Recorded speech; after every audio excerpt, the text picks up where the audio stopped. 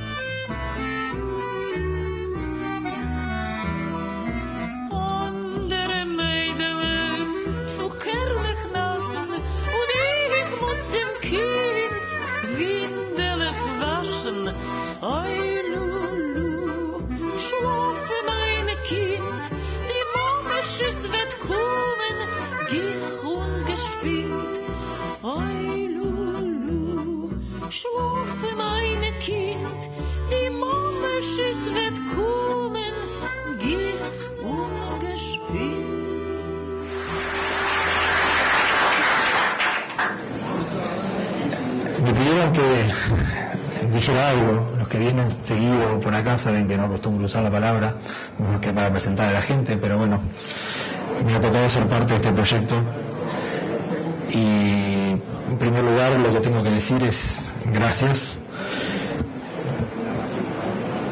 Gracias a Isaac, porque es quien nos está entregando una parte de sí mismo, sin jamás voy a poder ponerme en su lugar.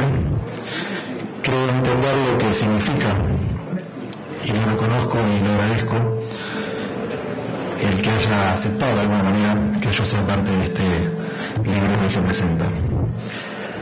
A David, con quien nos conocimos en el reunión compartido de intereses profesionales y con quien considero hemos ido construyendo una amistad personal por haber sido el primero en creer que yo podía ser parte de este emprendimiento. Y por supuesto Pablo, porque de algún modo confió en la recomendación de Darío y aceptó sin ningún condicionamiento la propuesta. Pero además, en el caso de Pablo, quiero remarcar el hecho de que una editorial como Trílice se haya interesado en la publicación de un libro como este. Si bien no debería ser así, sé que no son de los libros más vendidos, y para las editoriales hacer esto es también demostrar que hay un componente de responsabilidad social, y bueno, y por eso quería reconocerlo hoy también. Soy de lo que sostiene que la Shoah es única, que no tiene punto de equiparación con ningún otro genocidio ocurrido en la historia conocida del hombre. No es momento para discutir esto, pero vale la pena dejarlo dicho. La Shoah es de algún modo también única, paradigmática en esto de la memoria. Es la memoria ejemplar de la que habla Todorov. Luego de unos años de un silencio comprensible a partir de la captura y principalmente del juicio y la ejecución de Adolf Eichmann en Jerusalén, los sobrevivientes y a través de ellos las comunidades judías de todo el mundo hicieron de la memoria un culto. Mientras que en los juicios de Nuremberg se cuentan casi con los dedos de una mano las declaraciones de los sobrevivientes, decisión tomada ex profeso por los aliados, en el juicio de Eichmann en Jerusalén se escucharon unos 200 testimonios, 200 memorias. A partir de ahí, cada vez más los sobrevivientes comenzaron a marcar la agenda de la historiografía sobre la Shoah. Algunos historiadores, como todo lo que mencionaba hoy, Meyer, se han quejado incluso de esto y han hablado de los abusos de la memoria. Es cierto, tenemos que cuidarnos de no transformar la memoria en historia, toda con mayúscula, y que más cosas se desarrollen en paralelo para que principalmente la memoria sirva a la historia. Pero los historiadores tenemos que ser humildes y darnos cuenta que llegamos muy poco a la gente. Es normal que a pesar de la historia, el hombre tropiece 2 veces con la misma piedra. Si los testimonios proliferan, no es en general porque a los sobrevivientes les gusta estar contando lo que les pasó. Es porque ha habido, desde el comienzo mismo de la Shoah, y hasta nuestros días inclusive, quienes quieren negar la historia. Y por eso los sobrevivientes sienten la necesidad de sacrificarse y testimoniar. Porque créanme que cada vez que lo hacen sufren, entregan algo que está muy dentro suyo. Muchos incluso no lo soportan y hasta terminan suicidándose, como Primo Levi, quizás el caso más conocido. Pero en la medida en que lo logran, le dan una mano enorme a la historia y sobre todo a la verdad. Dije que la Shoah es única, pero no ha sido el único genocidio que ocurrió en nuestros tiempos. Quizás hubiésemos escuchado un poco más a los sobrevivientes y a la historia, si le hubiésemos prestado más atención, alguno de esos otros no hubiese ocurrido. El testimonio de Isaac, pero también la estupenda labor que hace Levi en este libro, es el entrecruzamiento analítico de las memorias entre participantes de un mismo genocidio y también alguna víctima de otro genocidio, pero que hace referencia a la Shoah, se ha de constituir una excelente fuente para construir historia. Creo que David y Isaac han hecho desde un pequeño país como este un aporte muy grande al estudio de la Shoah, que deberá transformarse en material de referencia para todo aquel que quiera comprender este fenómeno. Mis felicitaciones para los dos, mi agradecimiento de nuevo, y bueno, mucho éxito con este libro, que seguramente va a salir de las fronteras nacionales y va a dar que hablar también afuera. A todos ustedes, muchas gracias. Yo, antes de dar la palabra a Pablo,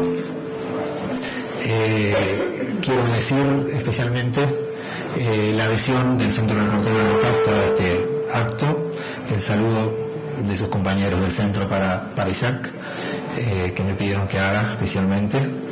No podemos hacer que todo el mundo pase por acá a hablar, así que lo hacemos de esta manera, pero que sepa Isaac, aunque los está viendo seguramente, que lo están acompañando también desde ese espacio.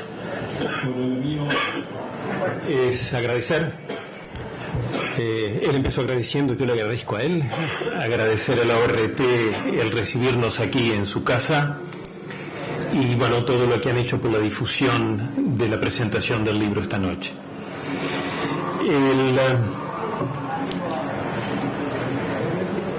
El ser editor es algo particular. Hay mucha gente que confunde editor con impresor. El editor es el que transforma un texto en libro, pero no es solamente darle forma de libro, es también meterse dentro de él, colaborar con el autor, es el pensarlo como libro, cosa que no necesariamente quien lo escribió lo pensó como libro, simplemente expresó lo que tenía para expresarse. Y el trabajo de editor tiene una característica, al menos una importante para mí, que es el permitir conocer gente de diversos orígenes y de diversas formaciones, poetas, antropólogos, astrónomos, novelistas, historiadores. Y es para mí entonces siempre muy enriquecedor el poder tener contacto con los autores, y hay casos como en este, que no solamente con el autor, con David, a quien le agradezco haber confiado en la editorial, que nos propuso de hacer el libro hace ya un año, poco menos de un año, y que bueno, confió en que podíamos nosotros realizar esa tarea. Y no solamente lo conocí a él y me enriquecí con su conocimiento, es más, yo había leído un artículo de él en donde hacía un recuento de todos los libros que se han escrito sobre el tema del Holocausto, que es una de sus especialidades, justamente toda la producción que hay. Y nosotros en la editorial, en el año 96, publicamos uno de los testimonios más importantes, y tomo la palabra de David justamente del artículo, que es el de Robert Antelme, La especie humana, un libro escrito en el año 52. La primera traducción al español se hizo aquí en Uruguay. Y para mí es muy enriquecedor haberlo conocido a David, por el intercambio que tuvimos, por el libro. Él ha consultado, damos ideas, intercambiamos ideas, y de esa manera vamos construyendo el libro. Y por otro lado, en este caso particular, también me permitió conocer a Isaac, que no es el autor del libro, no es el personaje del libro tampoco, no es un personaje, es otra cosa.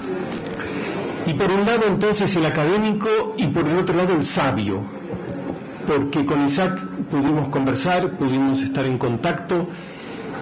Isaac es un sabio, no solamente por los años, dicen que hay que tener años para ser sabio, sino porque la vida le enseñó, pero él aprendió, porque podemos pasar enormes vicisitudes y pasan. Algunos las hemos pasado y no retuvimos, no sintetizamos. Él sacó enseñanza de todo eso, sobrevivió en condiciones terribles siendo un niño, y hoy en día están todos ustedes que lo quieren, y muchos otros más, por sus conocimientos, por su rapidez, su inteligencia, la capacidad de asimilar y también de transformar esos conocimientos. Para nosotros este libro entonces es, por un lado, el haber conocido dos personas singulares. La generosidad de Isaac es proverbial, aparte de ser un sabio. Y por otro lado, este libro para nosotros es importante porque desde que existe la editorial hace 28 años machacamos sobre el tema de la memoria y sobre el tema de la impunidad. Como decía David Telias, no es momento de discutir la originalidad o no del Holocausto, pero lo que sí estamos seguros es que pelear por la verdad y por la justicia es pelear contra la impunidad, y es lo único que permite que no se repitan semejantes atrocidades. Y en ese sentido, en la editorial hemos publicado varios libros: El antisemitismo en Uruguay, El Uruguay judío, un libro de Joana Spinac, que también era testimonio, y otros que tienen que ver con la realidad de nuestro país. Quería entonces terminar agradeciéndole a Isaac y agradeciéndole a David y a todos ustedes por venir hoy, al doctor Cherro, que es también un académico y un sabio, y bueno, y es ahora quien nos va a decir algunas palabras. Muchas gracias. En realidad, debo agradecer las injustificadas palabras de Pablo, y pido disculpas de antemano porque voy a hacer referencia a personas que están presentes y voy a usar solamente su nombre de pila. Así que les pido disculpas de antemano porque me voy a tomar ese atrevimiento. Para mí constituyó y constituye, primero, un enorme honor que David intercambiara conmigo una serie de opiniones acerca de la construcción y elaboración del libro, y constituye un honor enorme estar aquí hablando frente a ustedes. Entonces, hoy pensaba dividir las palabras que voy a decirles en 3 tópicos. Uno, la representación del libro para David, y tomando alguna cosa puntual del libro en un aspecto solamente que me interesa muchísimo, y otra de las 2 cosas que me gustaría plantearles es cómo escribir un libro de este tipo significa una conmoción interior también para quien lo hace, para quien lo escribe. Porque obviamente estamos de alguna manera, David y yo, emparentados, porque yo escribí el libro sobre Giza y David escribió el libro sobre Isaac. En realidad nos puso en contacto Giza y fue el puente que hizo surgir un conocimiento mutuo que me parece que a esta altura está rozando los límites de una amistad incipiente. No, digo, todo empezó con una actividad en el seminario, en el colegio seminario, que organizaron Jorge Rosa y Roberto Sijón para opinar sobre una película, A pesar de Treblinka, de Gerardo Starsky.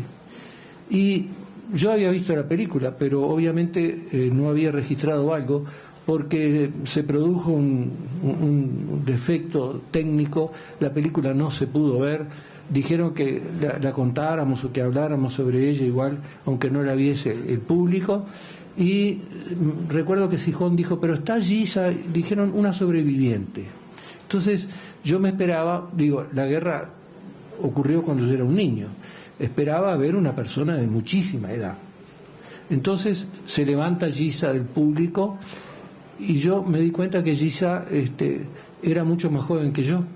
Bueno, en este momento casi todo el mundo es más joven que yo, pero me sorprendió y se sentó al lado mío y esa fue una de las experiencias más emotivas de mi vida, porque yo ya había leído sobre las repercusiones, los efectos, las consecuencias que había provocado el Holocausto en cantidad de sobrevivientes, ya estaba un poco al tanto de lo que representa rememorar estas cosas, la dificultad para hacerlo, etcétera, etcétera.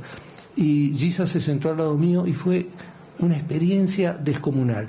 Bueno, a partir de ese momento me sentí invadido por una fuerza interior que me llevaba a querer conocer más su historia. Me dijeron que era muy difícil, que Giza no hablaba, amigos comunes intercedieron y finalmente Giza accedió. Y entonces yo ahora les voy a comentar algo que no lo pude hacer antes con David, se me ocurrió estos días releyendo el libro y releyendo las notas que intercambiamos. Tuvimos entrevistas, una cantidad de entrevistas con Giza, y yo le pedí ayuda a Silvia Goldstein, a quien conozco desde hace muchísimos años, porque, no sé, era una cosa intuitiva, me daba la seguridad de que ella podía conocer cosas que yo no conocía, de tradiciones judías, etcétera, etcétera, ¿no? Y me di cuenta que fue la introducción de esa tercera persona, algo que quizás también jugó en el caso nuestro con David, porque yo quizás fui de alguna forma y en algún grado la tercera persona en la elaboración del libro. Entonces digo, pienso que tenemos que analizar ese significado, porque con David nos planteamos en algún momento las similitudes y las diferencias que existen en el caso de Isaac y en el caso de Giza, que son muchas, pero que hay muchas coincidencias también.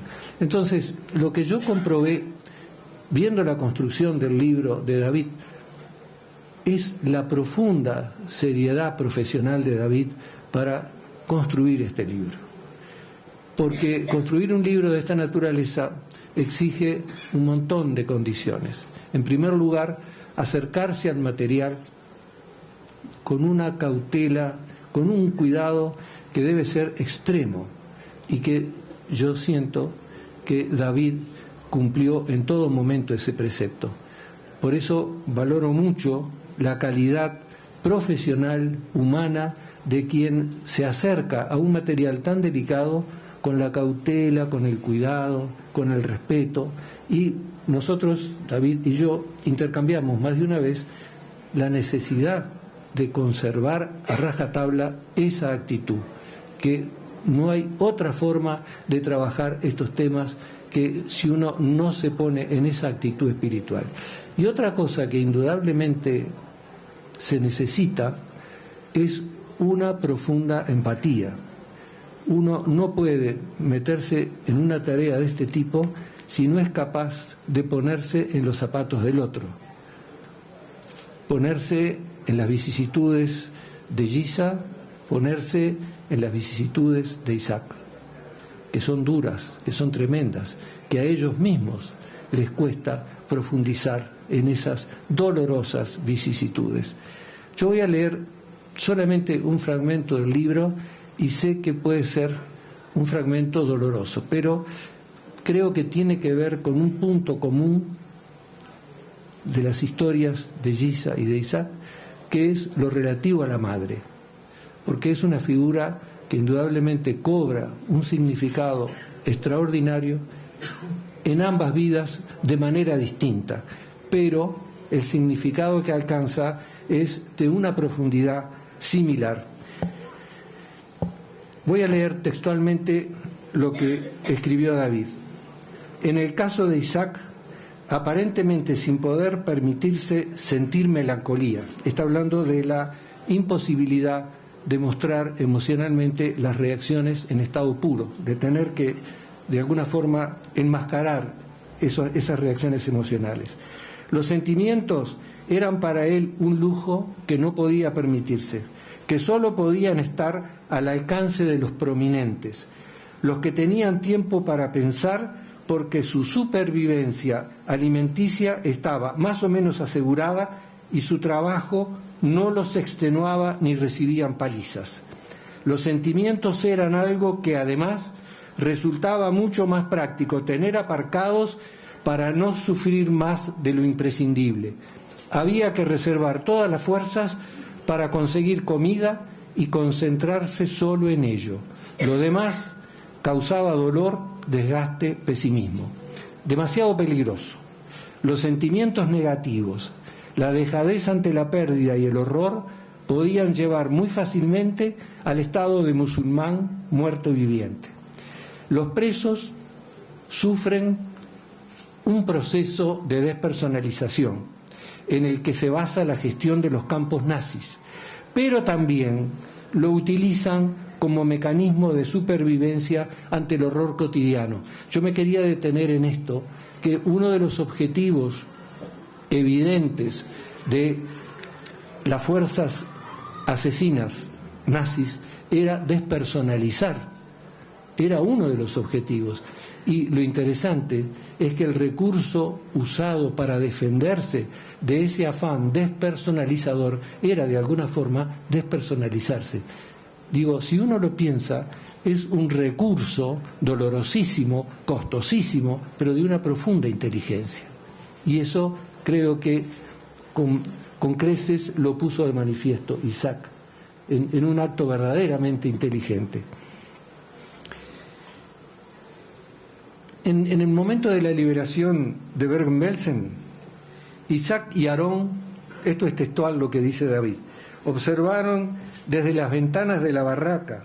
No había señales de los capos, ni de los alemanes, ni del resto de la guardia que los cuidaba, ¿no? que los custodiaba. Un extraño silencio y una extraña sensación difícil de describir, de desamparo, de libertad, de peligro.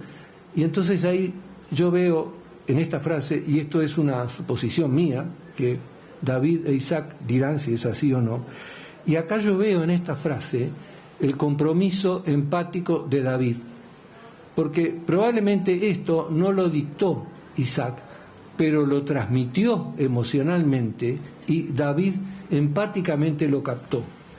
Yo no sé si es así, pero creo que puede ser así. Entonces esto demuestra cómo el trabajar en un libro de esta naturaleza nos conmociona internamente y nos afecta profundamente. Sigo con la presencia que David se planteó muchísimas dudas con respecto a la reacción de Isaac cuando se enfrenta a la madre, cuando la reencuentra. Y yo le decía, como lo pensé en el caso de Giza, ¿no? Tienen que haber recibido muchísimo amor en sus etapas tempranas, porque es imposible que seres grandes, como son ahora, adultos, con sus familias, tengan la manera de ser que tienen si no recibieron y no lograron esa impronta sustancial temprana. Entonces, eso en el caso de Giza me aseguraba que había tenido ese soporte. Y leyendo lo que escribió David, en el caso de Isaac, pienso que también hubo un soporte y que ese soporte, actualmente se usa una palabra para definir eso, que es la palabra resilience, que algunos traducen por resiliencia, que a mí no me gusta la traducción. Yo uso el término fortaleza emocional, pero no nos vamos a quedar en eso. Yo creo que tanto Giza como Isaac gozaron de una fortaleza emocional que no viene sino de aquella época temprana en la cual probablemente desde su núcleo familiar recibieron una enorme cuota de amor. Esta división, si se hubiera producido la división que se planteaba cuando se reencontraron Isaac y su mamá, esta división hubiera separado de nuevo a madre e hijo, hecho ante el que ninguno de los dos estaba dispuesto a ceder después de toda la odisea sufrida. Tenían que estar juntos para acometer el horror que suponía la ausencia de los seres queridos que ya no estaban. Era lo único que quedaba de su extensa familia.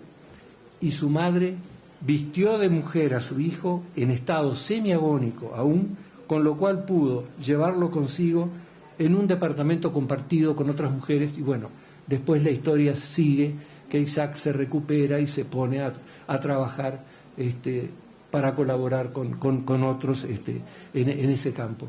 Pero esto me parece un ejemplo maravilloso de inteligencia de sobrevida. Y me parece que es maravilloso el momento en el cual Isaac le dice a su mamá que quiere pensar en esa imagen última antes de morir. Es decir, que eso me daba la pauta a mí que había dentro de Isaac un profundo sentimiento que él había guardado, como Giza guardó otras memorias a través del tiempo, aunque no lo supieran, pero en algún lugar de su ser estaba. Muchas gracias. Bueno, muchas gracias a todos. La verdad es que estoy un poco abrumado. Estoy abrumado porque yo cuando presento libros en Barcelona no viene tanta gente, con lo cual, Isaac, ven pronto, por favor.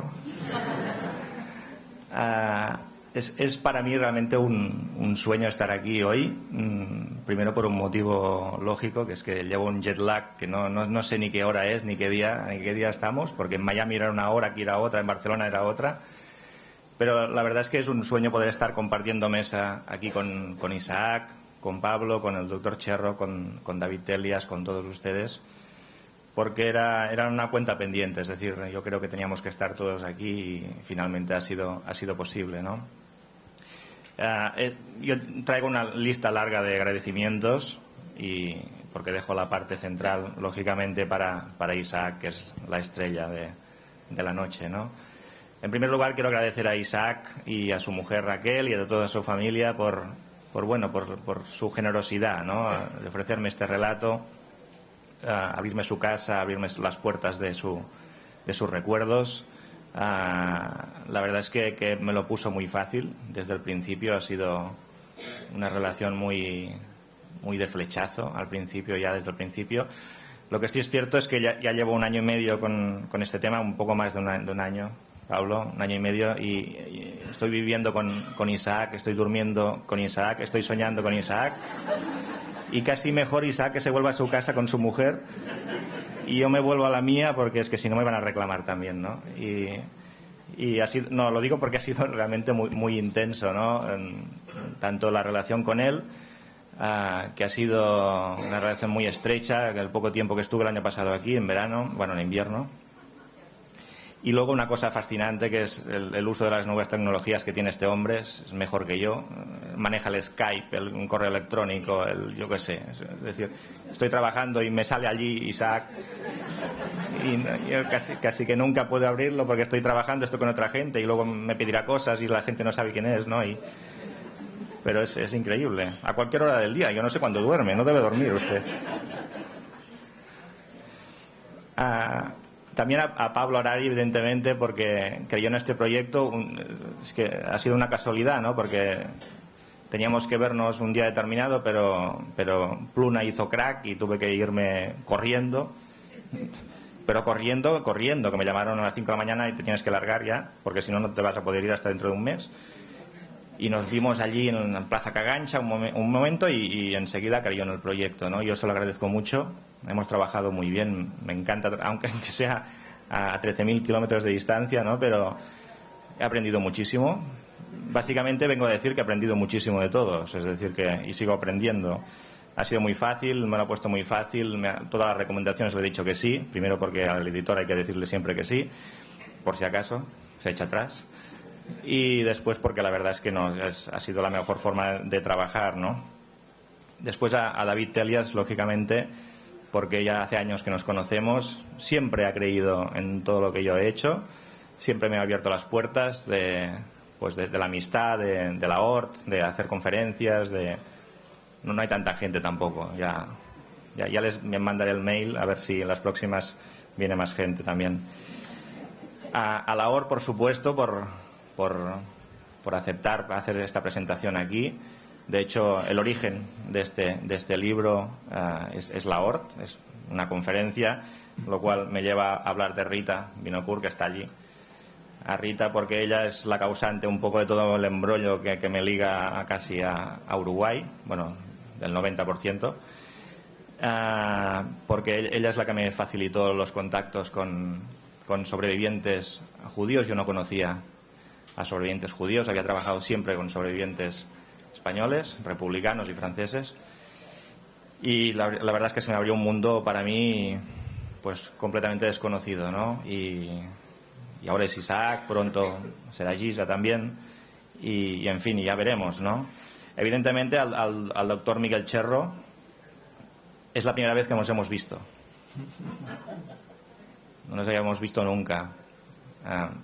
Hemos entablado una relación a través del correo electrónico y la verdad es que he aprendido más con él que con 10 años de investigaciones sobre los testimonios de la Shoah. Ha sido fantástico, espero continuar trabajando con él en futuros proyectos. De hecho, en el proyecto de Giza, lógicamente, que es el suyo, como ya he hablado, y que tiene una derivada de la cual ya les hablaremos pronto, pues también ha participado y para mí ha sido un tremendo placer, ¿no? Y también quería agradecer a la familia Camacho, que me dijeron que estaba aquí, pero creo que no está. A lo mejor están por allí en un anexo de la sala, que es lo que me llevó a Uruguay. Es decir, a mí a Uruguay me llevó a investigar el exilio de un republicano español que vino a vivir aquí a Canelones, que no estaba clasificado dentro de los que conocíamos como supervivientes de los campos nazis. Lo seguí hasta Canelones, hicimos un libro, lo presentamos aquí, y un personaje excepcional también, ¿no? que nos dejó hace un par de años. Y en fin, que seguimos aprendiendo. Ya dije que los culpables un poco de todo esto son David Telias, porque él me dio pie a hacer conferencias en la ORT. Y a partir de ahí, pues Rita fue la que me sugirió que me convenía una dosis de sobreviviente judío para rellenar mis vacíos intelectuales, cosa que le agradezco. Bueno, de hecho conocí a tres, a Mier Markovich, a Isaac Borojovich y a Giza Alterwein. Bueno, a Isaac le dije enseguida que tenía que escribir sus memorias. Él me dio excusas, que no se queda a la vista, que no sé qué problemas tenía y que si acaso pues ya lo veríamos, ¿no? Y al final, no es broma esto, al final pues se vino a recoger este testimonio, ¿no? Y con Giza pues pasó un poco lo mismo, ¿no? Yo creo que el testimonio de Isaac, testimonios como el suyo no pueden perderse. Es decir, nunca pueden perderse testimonios como el suyo. Yo nunca había conocido el caso de un sobreviviente que hubiera pasado por tantos guetos, que hubiera pasado por tantos campos de concentración, solo de ver ese pequeño vídeo que monté para darle las gracias por poder estar hoy aquí con todos ellos. Ya dan fe de una peripecia vital completamente excepcional, ¿no? Además, a mí me conectaba con dos de mis lecturas, digamos, favoritas en lo que se refiere al testimonio de la Shoah, que son La noche de Elie Wiesel y Sin destino de Imre Kertész. Casos de dos adolescentes que sobreviven a los campos de concentración, muy jóvenes, tienen que hacerse además cargo de sus padres. Tenían muchas similitudes con el caso de Isaac. Y para mí fueron pues como conocer casi al protagonista de mis historias preferidas en lo que se refiere al universo de la Shoah, y además son las lecturas que yo recomiendo a mis estudiantes en Barcelona, porque creo que les es muy fácil empatizar con ese modo de ver el mundo, ¿no? Desde la inocencia, pero también desde la acritud, desde su espíritu directo, sin concesiones. Yo diría que sin concesiones, ¿no? Prácticamente. ¿Qué es lo que más me sorprendió del testimonio de Isaac? Bueno, pues he visto que hay algunos de ustedes que aún no tienen el libro. Ahí fuera quedan unos cuantos. Yo casi creo que lo mejor es que lo compren, ¿no? Yo no les voy a desvelar muchas cosas por si acaso, ya se les pasan las ganas. Pero creo que yo nunca había conocido a nadie con una capacidad de anticipación tan grande como Isaac. Eso lo hablamos mucho con el doctor Cherro. Es decir, esa capacidad de prever cualquier tipo de peligro, aunque no hubiera aparentemente ningún indicador, ningún signo que pusiera la alerta, ¿no? Para detectar un peligro que casi, al menos en todas las veces que me lo ha contado, eran reales, ¿no?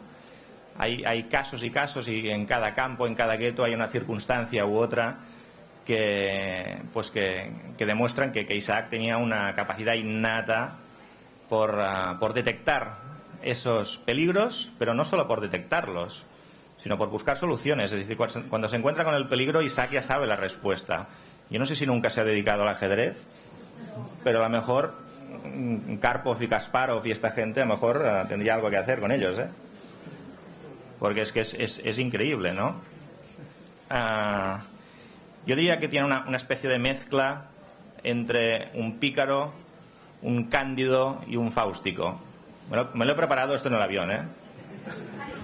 Conste, porque tenía una persona que roncaba mucho a mi lado y digo, voy a preparar algo, a ver, que sea un poco original.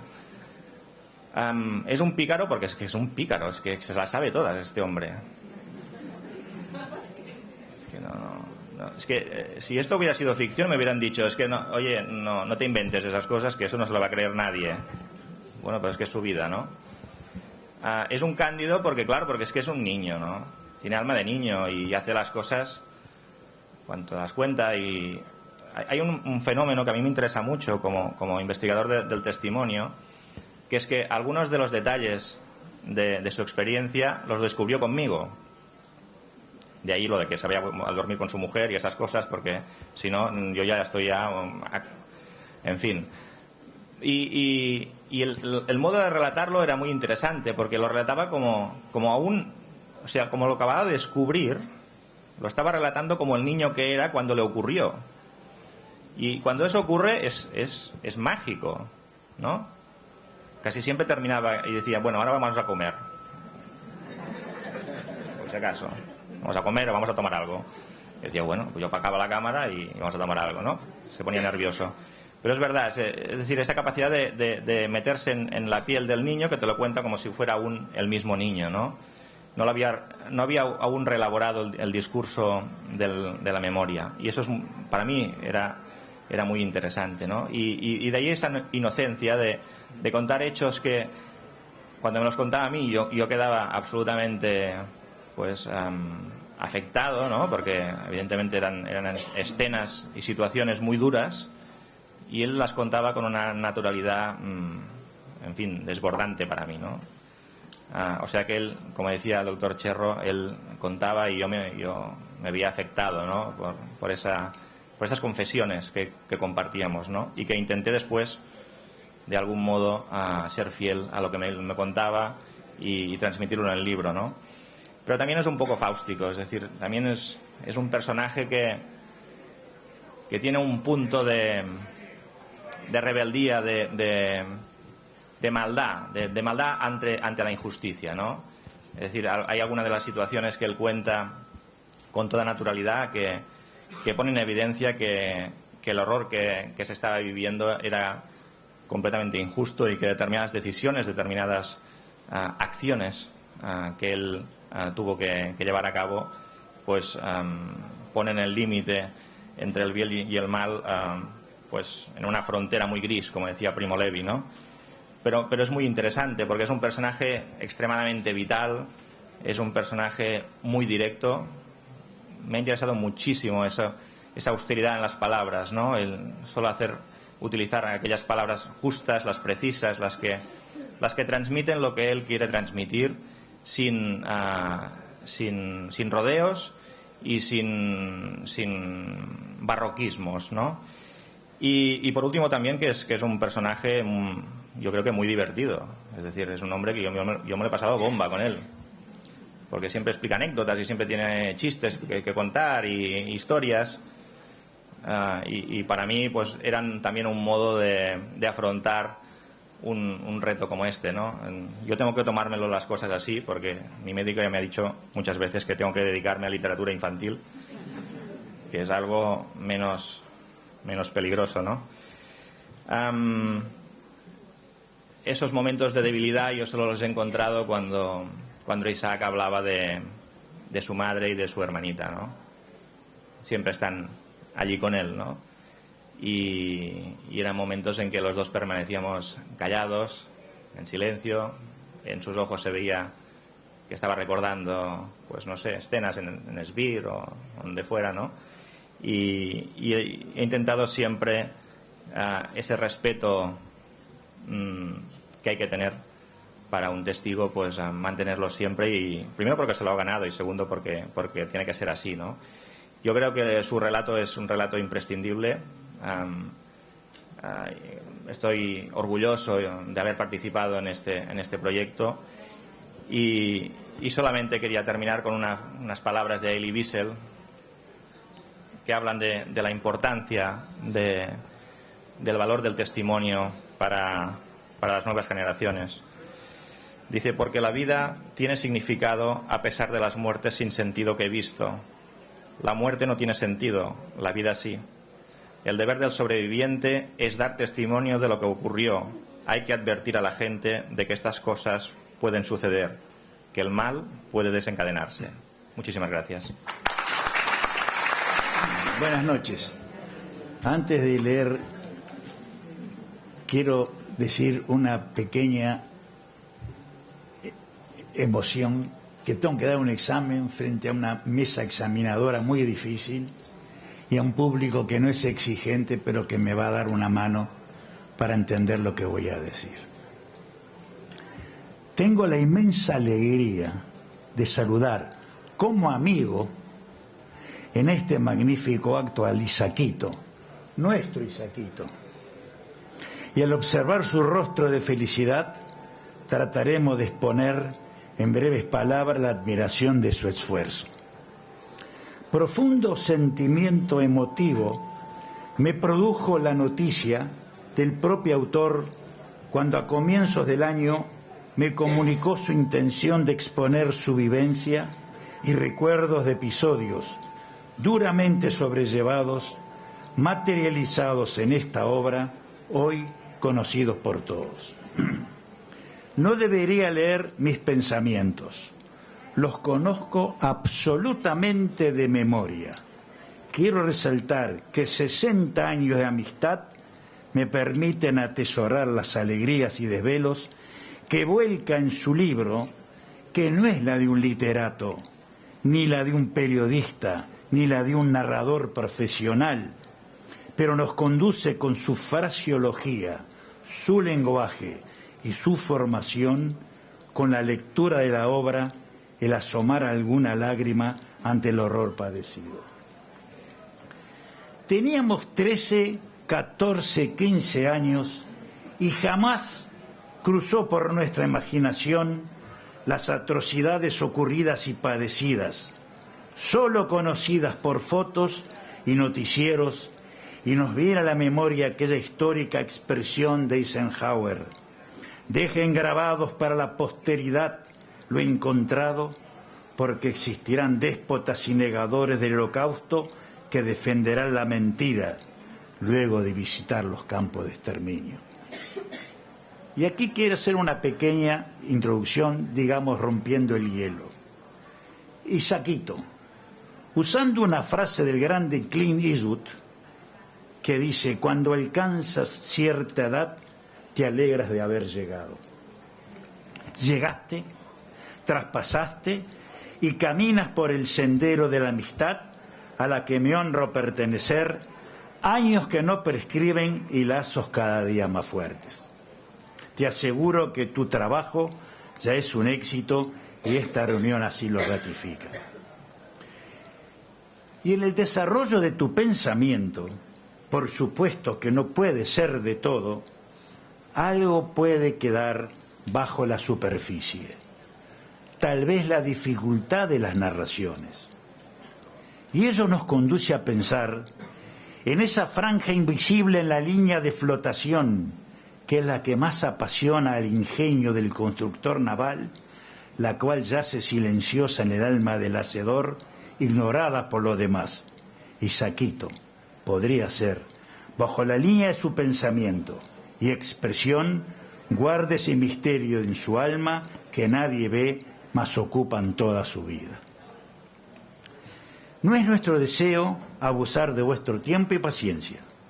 Nuestra formación cultural, junto a la lectura de la Biblia, emocionado por la enseñanza del profeta Isaías, y en esa corriente universal de amigos que los años nos han dado, nos autorizan a exponer en esta casa de estudios que todo aquello es la base sólida para comprender la concepción del mundo y de la vida, y en consecuencia comprender y compartir la propia vida de Liche. ¿Por qué le digo de Liche? Porque así lo llamo a nuestros hijos desde temprana edad. Y reitero, que llamo éxito a tu emprendimiento, porque es el resultado de un enorme esfuerzo, y no suerte, porque sería el fruto del azar, y eso merece nuestro total reconocimiento. Muchas gracias. Quiero decir una bendición, un agradecimiento. Baruch atah Adonai Eloheinu melech haolam, shechionu, vekimono, veyono las manos de... Creo que todos saben lo que dijo, pero Isaac me pidió que para los que no lo saben, la bendición la bendición agradece a Dios, Rey del universo, que hemos vivido, hemos existido y llegado a este momento.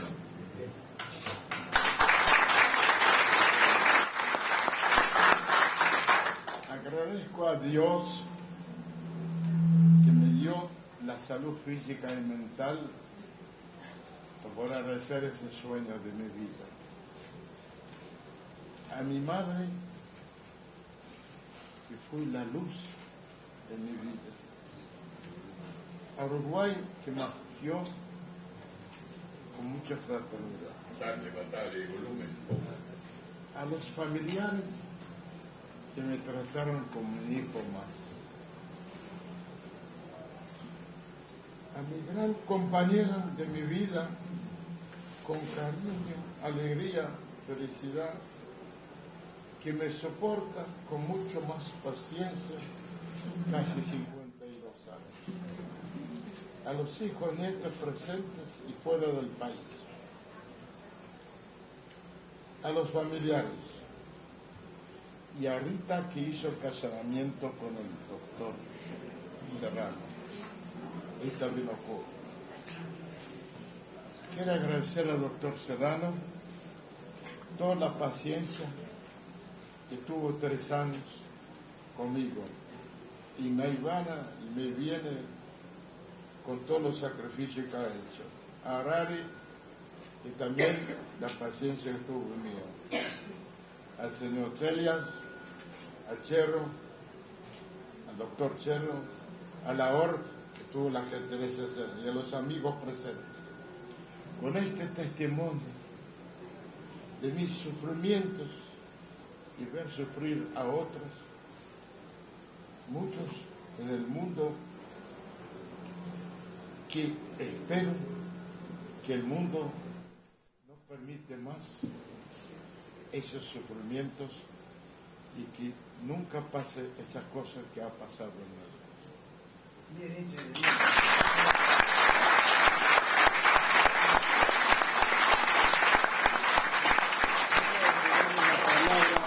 Ustedes dos dijeron cómo uno supo lo que iba a pasar. El ser humano, usted como doctor, hay algunos que se pierden con el peligro, pero hay algunos se agrandan de tal manera que yo mismo no puedo creer lo que he pasado, lo que he hecho.